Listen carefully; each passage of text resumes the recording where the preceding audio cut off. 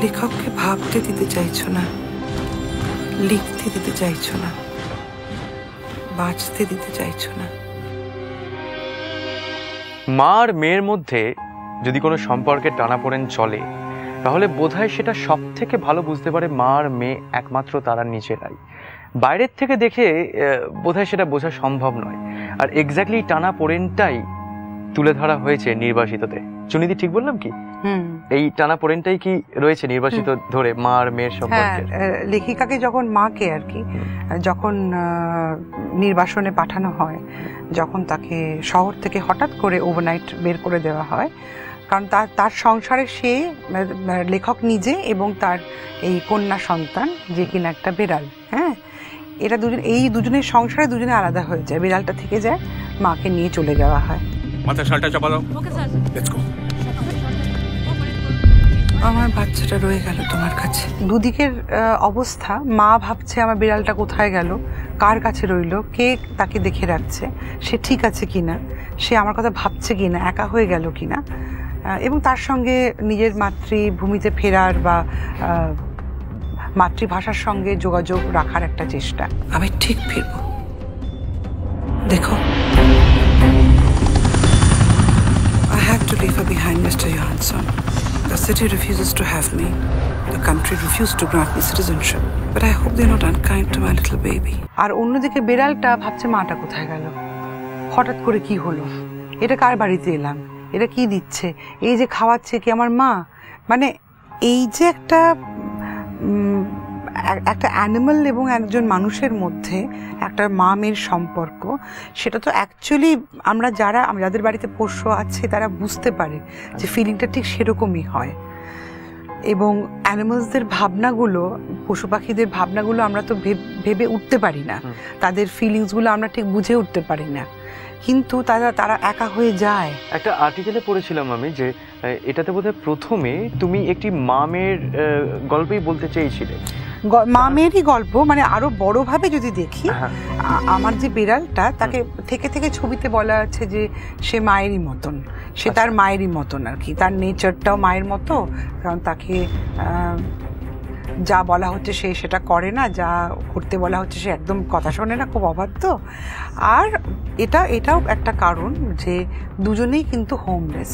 আমার সোনার বাংলা, আমি তোমায় ভালোবাসি।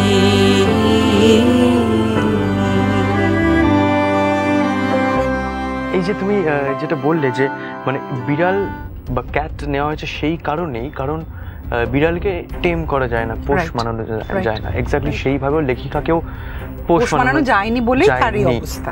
তো সামহাও কি মনে হয় যেহেতু তুমি কমপ্লিটলি উইমেন পার্সপেক্টিভ থেকে একটা চিন্তা করেছো, কৌশিক তো এই ব্যাপারটা ধরতে পারেনি ফার্স্টে যে কেন তুমি বিড়ালটাই রাখতে চাইছো, সামহাও মেল ডিরেক্টরদের এই পার্সপেক্টিভটা ধরাটা একটু মুশকিল হয়ে যায়। Do you think? না, সেটা এটাও হবে যে আমি কি ভেবে স্ক্রিপ্টটা লিখেছি, কৌশিকা তো সেটা পুরোটা ইন্টারপ্রেট করেনি তখনও। আর এটা কিন্তু আসলে খুব যে ফেমিনিস্ট অ্যাঙ্গেল থেকে বলা তা নয়, এটা হচ্ছে কনফার্ম করা আর না কনফার্ম করা। মানে যে একটা লেড ডাউন রুল, যে রুলটা সকলের কাছে অ্যাকসেপ্টেড, সেইটা কেউ কেউ তো কখনো কখনো চ্যালেঞ্জ করে।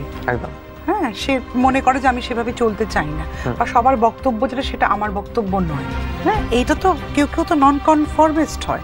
আমার গল্পটা নন কনফর্মিস্টের গল্প। সে কতটা ঠিক, সে কতটা ভুল, সেটা আমার ছবির আলোচনাই নয়। আমার আলোচনা হচ্ছে যে কেউ যদি কোনো অন্য স্ট্যান্ড নেয় তখন তার পানিশমেন্টটাও খুব সাধারণ হয় না। 5টা বই নিষিদ্ধ, লেখিকা নির্বাসিত, আর কি চাই? সাহস, মত প্রকাশ করার, গ্রহণ করার সাহস।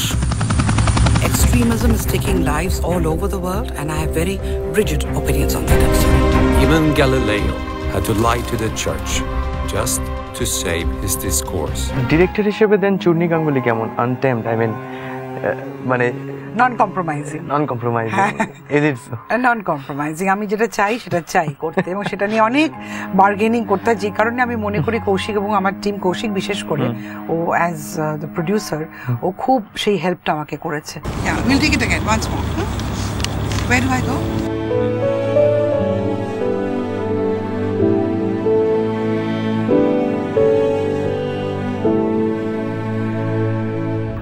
একটা ব্যাপার হচ্ছে শ্যুট করাটা, মানে আমি যে সময় গ্রিন রুমে রেডি হচ্ছি, ধরো একটা 1 ঘন্টার ব্যাপার, সেই সময় ফ্লোরে সময় নষ্ট না হয়।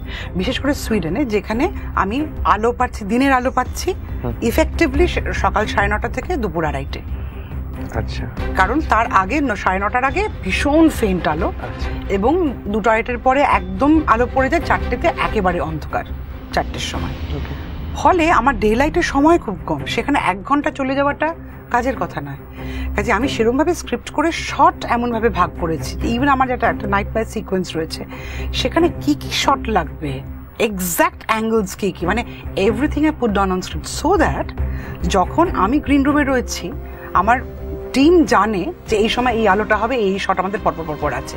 তারা যেন দিশেহারা হয়ে এখন চুন্নি দিয়ে আসেনি, এবার এখন ডিসাইড করুন, এইটা যেন কখনো না হয়।